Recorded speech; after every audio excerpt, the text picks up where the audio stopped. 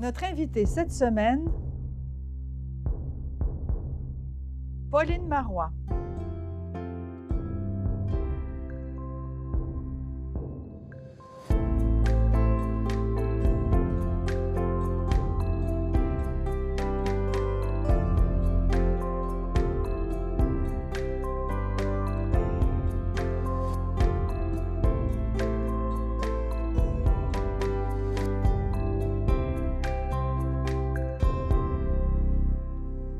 Pauline Marois, bonjour. Bonjour Pascal, Bienvenue à Mémoire. ça me fait plaisir d'être là. Donc, c'est la course à la chefferie et finalement, ce sera André Boisclair qui va être élu. Oui, alors nous sommes 7 sur les rangs, d'anciens collègues à moi, et c'est André Boisclair qui est choisi. Contre toute possibilité, quant à moi, que ça arrive. J'ai quand même 25 ans d'expérience, 20 ans d'expérience. J'ai dirigé les plus grands ministères. Je connais ce parti comme le fond de ma poche. Je connais ses militants, j'y milite, etc. Il a une assez bonne organisation. J'ai quand même des gens formidables autour de moi. Mais il représente la jeunesse. Il représente le changement. Un beau gars, bien articulé, qui se défend bien. C'est un talentueux, hein, c'est un intelligent, etc. Quelques autres problèmes, mais pas ceux-là. Et donc, on va choisir la jeunesse, le changement, par rapport à l'expérience, par rapport à la longévité, à la résilience, finalement. C'est sûr que ça va être très dur, mais ça va être dur parce que quand on perd, entre autres, si on fait une comparaison, quand on perd une élection, c'est son parti, c'est son gouvernement. Et quand on perd une course au leadership, c'est soi qu'on évalue. C'est nous, c'est moi, c'est mon leadership, c'est ma capacité de diriger ce parti et éventuellement être chef de l'opposition, puisqu'on était dans l'opposition. Alors, je vais être triste et déçue. Mon mari va me glisser un petit mot à l'oreille. Il va me dire, tu retrouves ta liberté. C'est une façon de me consoler quand même. C'est pas mal. Et c'est sûr que ça peut être très dur pour l'ego, hein, parce que j'ai quand même comme une maturité, une expérience que lui n'a pas. Mais bon, j'ai accepté. Puis je me suis dit, bon, c'est le choix des militants. Je ne peux pas leur reprocher ça. Ils ont fait choix. Vous connaissiez assez la politique pour savoir que c'est le genre de choses qui pouvaient arriver Absolument. en dépit des compétences et du talent. En dépit de tout. Et je partais en pensant que j'allais gagner.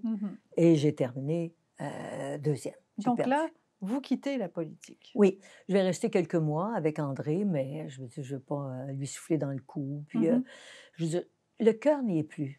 C'est ce que j'ai dit aux gens et c'est ce qui était la vérité.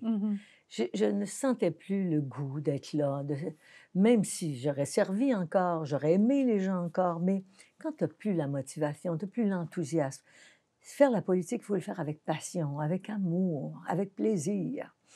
Alors, quelques mois plus tard, je vais prendre soin de mes enfants, de mes petits-enfants, je vais me donner du temps à moi. Et élection de 2007. Et on vous rappelle. Et on me rappelle.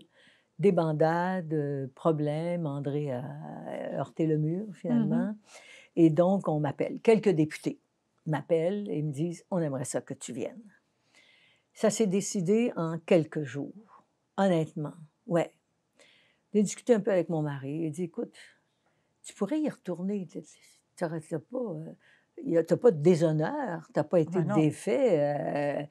Tu as toujours été reconnu, tu as été défait à la course, mais ça ne t'enlève pas ce que tu as comme capacité. Bon, dans le fond, je vais rester toujours frustrée de ne pas être allée au bout.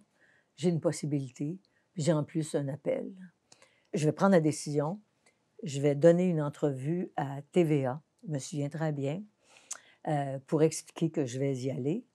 Parce qu'il y avait en dessous aussi tous les échanges que j'avais avec Gilles Duceppe. Gilles Duceppe songeait aussi à y aller. On s'était entendu qu'on allait se parler avant.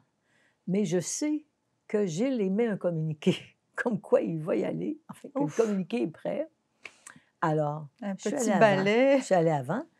Alors, donc, je vais faire une campagne, je vais faire le tour du Québec et je vais, en juin 2007, être choisie chef du Parti québécois. Et il y a un bel événement où Gilles Vigneault va venir me parler d'amour. Imaginez. C'était tellement un moment magique. C'est les gens disent: «Ah, tu réalises un rêve de longue date». C'est un rêve et non. J'ai tellement douté parfois que c'était possible que je peux pas dire que j'avais travaillé avec acharnement à devenir Pour devenir chef? chef du Parti québécois. C'est vrai que j'ai essayé à quelques reprises, mais j'avais comme renoncé à certains Mmh. temps. Alors je deviens chef du Parti québécois.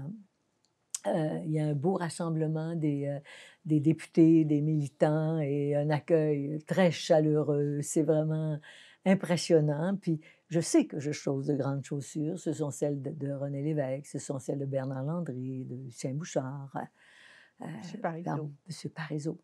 Euh, et je sais ce que ça signifie aussi, que d'être chef du Parti québécois. Mmh. Je sais que ce que cela signifie que d'être chef de parti.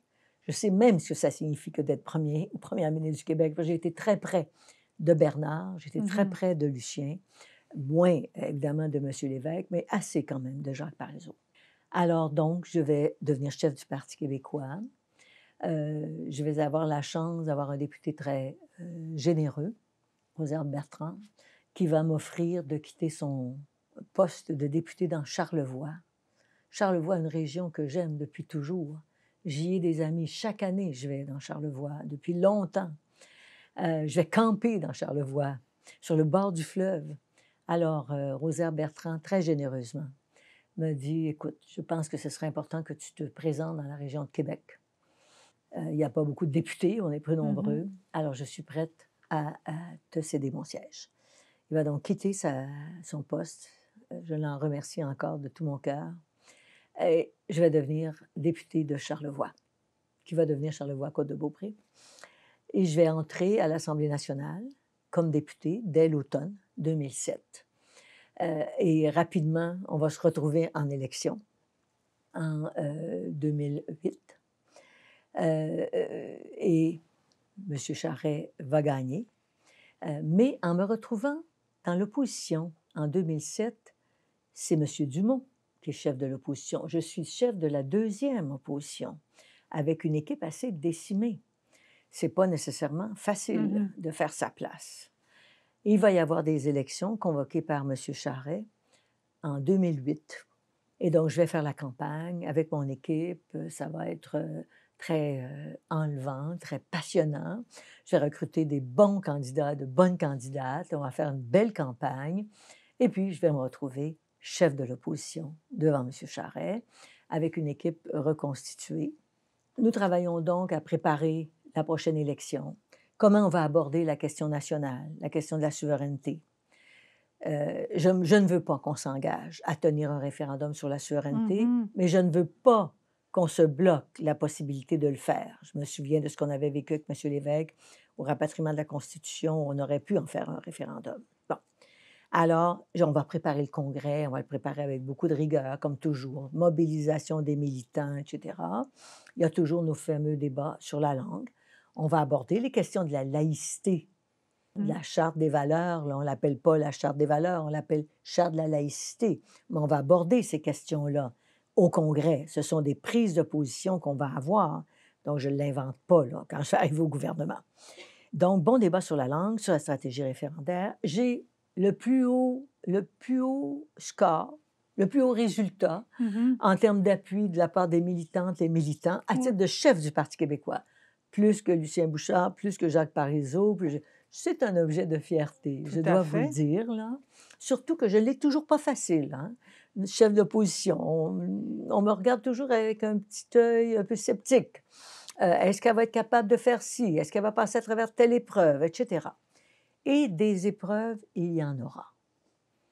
Entre le moment où j'entre à l'Assemblée, 2007, et le moment où nous irons en élection en 2012, mon chemin sera tortueux. Mmh. Je suis à la tête d'un parti d'idées, d'un projet, d'un parti qui porte un idéal. Et ça comporte des débats, des discussions, des désaccords, et parfois des désaccords qui peuvent aller jusqu'à la rupture. Je vais d'abord faire des changements dans mon équipe au niveau de la députation. Je vais perdre une personne de grande valeur. Et si c'était à refaire aujourd'hui, je ne le referais pas. Ou différemment, Diane Lemieux va quitter parce que je lui ai offert une autre fonction que celle de leader. Bon, j'avais des points de vue qui me venaient sur son leadership et je m'étais fait une tête et je crois que j'ai pris une mauvaise décision. Voilà. Ceci dit, je vais constituer mon équipe, donner des mandats. On a quand même une belle équipe. On a un congrès qui a donné de bons résultats, mais qui a laissé quelques plaies. Et en particulier chez certaines personnes qui souhaitaient qu'on soit plus direct et qu'on aille vers l'idée d'avoir une stratégie référendaire. Je n'y croyais pas. Ce n'est pas ce qui avait été adopté au Congrès. Mais certains tenaient mordicus à cette proposition-là. Moi, j'avais décidé par ailleurs que j'allais faire la promotion de la souveraineté. On va donc faire plusieurs capsules qui sont probablement encore disponibles au Parti québécois sur les avantages de la souveraineté, ce que ça va changer dans nos vies, etc. C'est la première fois qu'on faisait ça au Parti. On a mis de l'argent comme formation politique pour faire ça. J'ai confié un mandat à 4 jeunes députés formidables. Bernard Drinville, Yves-François Blanchet, Jean-Martin Hossan et Alexandre Cloutier. 4 jeunes relèves formidables. Et on leur a confié un mandat. On a fait faire du matériel publicitaire, des affiches, fait le tour des collèges et des universités pour faire la promotion de la souveraineté. Il s'appelait l'ABCD de la souveraineté. Et c'était tous une lettre de leur prénom. C'était formidable. Mais il y a eu des conflits qui sont apparus. Il y a eu des frondes. Et il y a eu des frondes parce que certains étaient, dont la députée, Mme Lapointe, qui était farouchement opposée à ma stratégie à l'égard de la souveraineté. Elle a réussi à entraîner quelques personnes avec elle. Et il y a eu un prétexte tout trouvé, le débat autour de l'amphithéâtre de Québec. C'était le débat secondaire, mais c'était un prétexte pour se dédouaner, pour se désolidariser et donc de démissionner. Évidemment, j'ai perdu des personnes que j'aimais beaucoup, Pierre Curzi, Louise Baudouin, dans la foulée de tout ça. Donc, ça affaiblit un chef. Hein? Et puis, Jean-Martin Hossan, qui était toujours dans le groupe des souverainistes pour de l'ABCD, de la souveraineté. Ben, on tourne la page dans ce temps-là. On ne peut pas pleurer sur son sort. On n'a pas le temps. Et il y a à l'intérieur du parti, comme ma popularité n'est pas à son plus haut, il y a aussi des gens à l'intérieur du parti, en dehors de l'aile parlementaire, qui doutent que je vais être capable d'aller jusqu'au bout, de mener les troupes à la victoire. Alors moi, dans ces situations-là, je ne m'écrase pas. Je prends le taureau par les cornes. J'ai réuni les présidents du parti, de comté, les présidents de région. J'ai rencontré les députés à quelques reprises parce qu'il y avait de la grogne aussi chez les députés. Et puis, je me suis dit, si je pars, vous allez choisir un autre chef. Dans 6 mois, vous allez avoir des problèmes parce qu'il ne fait pas tout ce que vous pensez qu'il devrait faire et qui n'est pas assez populaire. Moi, je me souvenais de Jacques Parizeau qui n'était pas très populaire. Hein? Pas du tout, même à une certaine époque. Bon, on avait une telle admiration pour Parizeau, jamais on aurait affronté. Je crois que le fait que j'étais une femme, ça jouait un peu. C'est comme si on se permettait d'être un peu plus dur parce que j'avais pas les points qu'il fallait pour me battre, alors qu'ils ne savaient pas que je les avais. Et finalement, je vais réconcilier mon équipe. Je vais réconcilier mon équipe de militants, d'abord. Je vais réconcilier mon équipe de députés. Et on va repartir du bon pied. Et une chose qui va m'aider beaucoup, je le dis bien humblement, il y a toujours ce flottement avec Gilles Duceppe, parce que quand ça ne va pas bien, Gilles étant un bon leader, payant, fait un travail formidable. Écoutez, alors ça flotte toujours dans l'air. Puis à un moment donné, Stéphane Laporte va écrire un document, va écrire un de ses papiers dont il a seul la capacité de le faire. Il écrit tellement bien. C'est La Dame de béton. Où il va dire, ben, on aime ça, les femmes qui se battent dans la boue, puis qui sont capables de se relever, etc. Bon, alors je vais devenir la Dame de béton, mais ça a comme... C'est drôle, hein, mais ça a comme cassé. Après ça, il y a eu toutes sortes d'événements qui m'ont fait marquer des points. Et où, tranquillement, les gens se sont ralliés, se sont solidarisés. Alors, voilà. Donc, on s'est reconstitué une équipe extraordinaire. nous nous sommes retrouvés en élection en 2012. C'était... Dans un contexte assez spécifique. Oui, oui. Bon, alors il faut dire qu'il y a eu les carrés rouges. Oui, et nous, dès le début, nous avons pris fait et cause pour les étudiants. Moi, j'ai été ministre de l'Éducation. J'ai réfléchi au fait d'augmenter un jour les cotisations, les frais de scolarité. Mais j'étais arrivée à la conclusion que la solution, ça devrait être la gratuité, que nous n'avions pas les moyens et que cependant, il fallait imaginer le fait que les étudiants et leurs parents, etc., contribuent au rythme où croissait la richesse de la population, donc l'inflation. Mais compte tenu, on avait encore du rattrapage à faire. Maintenant, on l'a fait, pas mal, mais l'accessibilité aux études supérieures, on ne devrait jamais le limiter. Bon, en Europe, beaucoup de pays européens, c'est la gratuité. Tout à fait. Mais évidemment, tout le monde entre, mais tout le monde n'en sort pas. Hein? Il y a une sélection très importante au fur et à mesure de l'avancement des études. Donc, on va prendre fait et cause pour les étudiants. On va les appuyer, on va porter le carré rouge, on va se faire ramasser. Mais on croyait que c'était une cause juste. Puis moi, je trouvais inacceptable que le premier ministre ne soit pas plus sensible que ça à la réalité de ses enfants. Parce que j'avais dit un jour, ce sont nos enfants qui sont dans la rue. Et si on n'est pas capable de prendre soin de nos enfants, qu'est-ce qu'on vaut comme société et où on s'en va? Alors donc, on a embrassé cette cause, mais on arrivait aussi avec des propositions très claires sur la taxe santé, sur un enfant, une place, sur la politique énergétique. Pour nous, là, c'était l'électrification des transports, transports en commun, transports commerciaux. On avait vraiment une vision, une perspective. Toutes sortes d'autres projets qu'on avait qui étaient fascinants. Alors, on va être élus. Petite déception, pour ne pas dire grande déception, minoritaire. Oui. Mais on a agi comme si on avait été un gouvernement majoritaire. On aurait peut-être dû être un petit peu plus prudent là-dessus, mais ça faisait 9 ans qu'on était dans l'opposition. 9 ans qu'on peaufinait des projets, qu'on les discutait, débattait. Mais il arrive autre chose de plus majeur encore. Le soir de l'élection, il y a cet attentat qui a été un moment d'une tristesse lamentable pour la démocratie. C'était une attaque à la démocratie. Je ne l'ai pas traité comme ça. J'aurais peut-être dû m'en servir autrement, mais je ne voulais pas le faire. Il s'était manifesté, M. Bain, comme étant un anglophone qui nous attaquait parce qu'on était des souverainistes, puis j'étais une femme souverainiste. Et il voulait tuer les souverainistes qui étaient dans la salle. Le juge, d'ailleurs, au moment où il a rendu sa sentence, était très clair. C'était un geste politique contre la démocratie. Je ne l'ai pas utilisé à cette fin-là.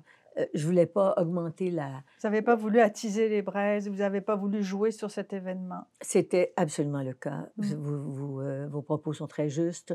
Et donc, j'ai plutôt accusé le coup, demandé que la justice suive son cours et que je ne ferai pas d'autres commentaires sur cette question. J'ai donc, encore une fois, tourné la page. Je ne voulais pas m'appesantir là-dessus. Je ne vais pas prendre des semaines. On est minoritaire, puis j'ai plein de choses à faire. Alors, donc, je prends en main le gouvernail et puis je sais où on va. Et on va faire la Charte des valeurs qu'on aurait dû appeler la Charte de la laïcité. On arrive avec un projet de loi 101, l'électrification des transports, les changements au niveau de l'immigration. On va... la politique énergétique, évidemment, elle devient très immense.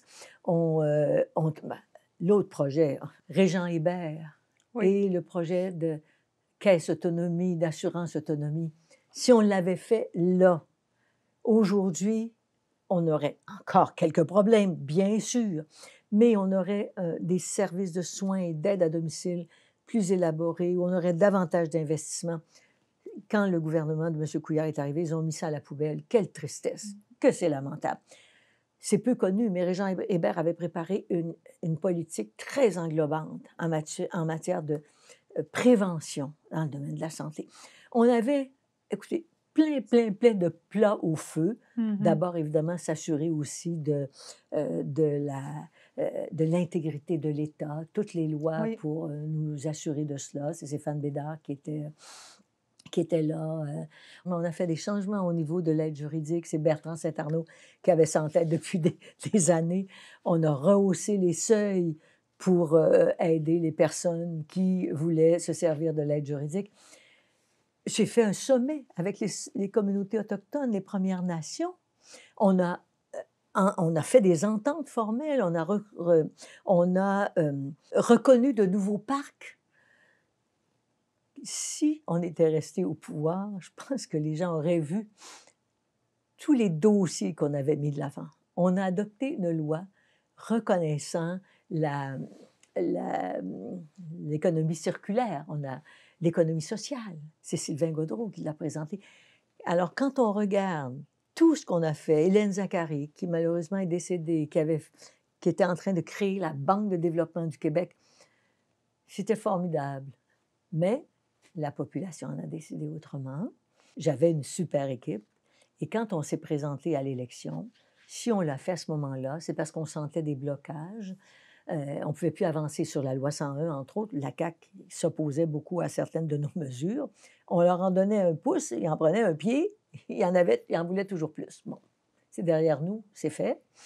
Quand j'ai vu qu'il y avait une petite fenêtre qui s'ouvrait, qu'on avait un certain appui de la population, en concertation avec mon caucus et avec mon conseil des ministres, on a eu de bonnes discussions. J'ai pris la décision. C'est moi qui prends cette décision-là, c'est normal, c'est la chef de l'État. J'ai pris la décision d'aller en élection. Nous étions, en fait, on était prêts parce qu'on voulait revenir avec nos grands projets politiques qui n'étaient pas terminés. Mais vous vouliez plus d'avoir les coups de franche. On voulait avoir les coups de franche pour le faire, Mm-hmm. entre autres sur la langue. Ça, pour moi, la charte de la laïcité, ça jouait aussi, mais surtout sur la langue, qui était important pour moi. Et tous les projets économiques. La Banque de développement, on se faisait bloquer sans arrêt. Plusieurs projets étaient gelés, finalement, dans les commissions parlementaires, un peu partout. Donc, on décide qu'on allait en élection pour avoir les coups des franches et avoir la capacité d'agir de façon plus ferme et d'aller au bout, surtout, de nos projets. Ouais. Et pendant l'élection, ça a été très difficile. La campagne a été difficile et M. Couillard a mis le doigt sur une de nos grandes fragilités, qui l'a toujours été de toute notre histoire, sur la question de l'indépendance et du référendum. Et c'est encore moins sur la question de l'indépendance que sur le référendum. Il a voulu faire croire aux Québécois qu'on allait tenir un référendum dans le prochain mandat.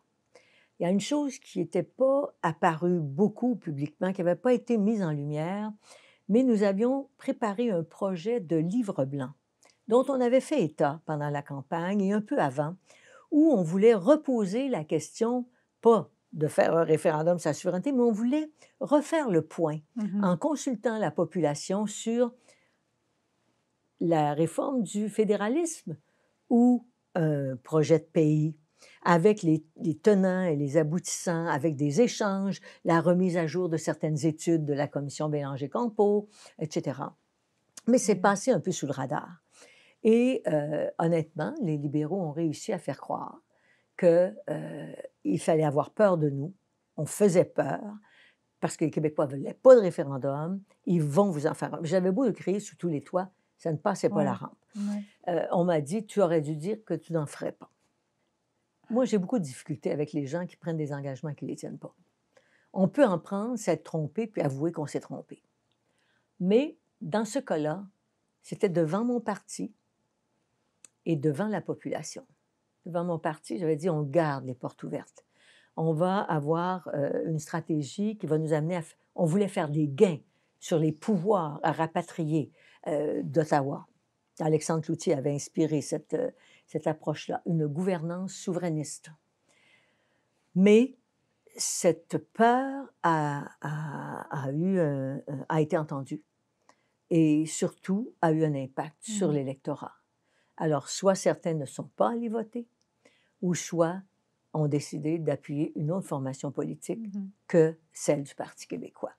Et jamais je n'admettrai que c'est sur nos grandes orientations sociales, économiques, qu'on a été défaits, sur l'intégrité de notre gouvernement, sur l'équipe.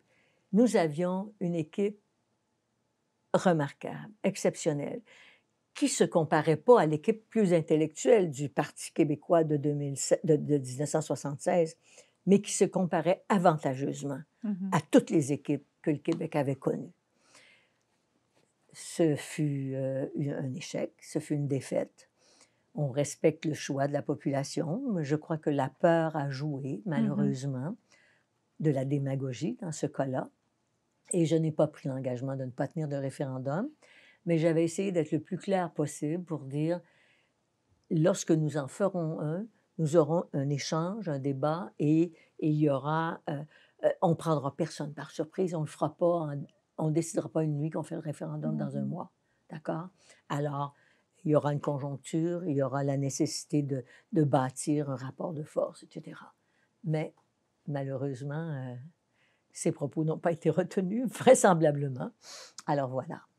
Donc, ce fut terminé en 2014, en avril, je crois. En tant que femme politique, quel legs considérez-vous avoir laissé au Québec? Bon, à mon point de vue, le plus grand legs très concret qui se touche, c'est la politique familiale. Ça, la pauvreté qui recule chez les femmes et chez les enfants, c'est l'égalité des chances. Mon engagement politique s'appuie sur 2 piliers, l'indépendance du Québec et l'égalité des chances. Je ne pouvais pas avoir de meilleure réalisation dans cette perspective-là. Le monde entier le reconnaît parce qu'on vient étudier ce qu'on fait ici. Mme Freeland l'a fait pour le reste du Canada. C'est le plus grand legs. Il y en a un autre, peut-être, c'est d'envoyer un message aux jeunes femmes et aux femmes que c'est possible de s'engager en politique et de changer les choses et de ne pas se laisser, corrompre, de ne pas se laisser dominer, mais d'aller de l'avant avec des projets auxquels on croit et surtout de les mettre en œuvre. Et la présence d'un plus grand nombre de femmes en politique vient changer les choses, j'en suis persuadée. Pauline Marois, merci beaucoup pour ces entretiens. Ça m'a fait plaisir d'être avec vous, ce fut très agréable. Qu'est-ce que ça vous fait d'entrer au Salon Bleu après toutes ces années? C'est beaucoup d'émotions qui viennent, mais c'est aussi beaucoup de mémoire. J'ai occupé plusieurs fauteuils différents ici, dans cette magnifique assemblée. J'ai vécu des moments très heureux. J'ai vécu des moments difficiles, des débats assez houleux, mais avec toujours la conviction que je faisais la bonne chose parce que je le faisais pour les gens, pour des convictions que j'avais. Et dans ce temps-là, on ne se trompe pas souvent. Vous avez sûrement beaucoup de souvenirs ici, évidemment, mais est-ce qu'il y en a un en particulier qui vous reste en mémoire plus que les autres? Qui me concerne personnellement, oui, j'avoue que la première fois où j'ai lu le discours du budget à l'Assemblée nationale, c'était la première fois qu'une femme était ministre des Finances et qu'elle lisait le discours du budget à l'Assemblée nationale. Et j'ai été fière pour toutes les femmes du Québec. Merci.